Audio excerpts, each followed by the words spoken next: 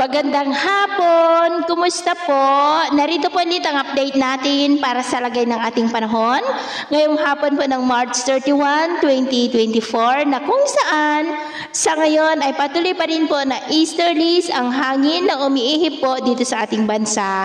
Habang mayroon na pong namumuo na sama ng panahon o LPA sa southeastern part ng Mindanao, kaya po na inyong nakikita at kung hindi po yan malulusaw ay lalapit sa Mindanao na magdudulot ng maulan na panahon ngayong darating po na weekend. At ito naman ang pinapakita ng forecast model natin pong ginagamit hanggang po sa susunod na 2 linggo. At sa lagay ng ating panahon, ngayong hapon po ay maayos ang panahon sa malaking bahagi ng ating bansa, pero may tsansa pa rin ng maulap na kalangitan with isolated rain sa ilang bahagi ng Ilocos Region, Cordillera, ilang bahagi po ng Camarines Provinces, Lanao Provinces, Misamis Occidental, Mati at ilang bahagi po ng South Cotabato. At mamayang gabi, maayos pa rin ang panahon sa malaking bahagi po ng ating bansa, pero may tsansa lamang ng mga isolated rains sa ilang bahagi lamang ng Cordillera at ilang bahagi po ng Northern Mindanao.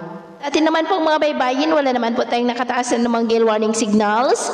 Pero iba yung pag-iingat lamang po kung papalaot tayo para po mas makaiwas sa mga sakunang pangkaragatan. So, yun po ng latest update natin sa araw na ito.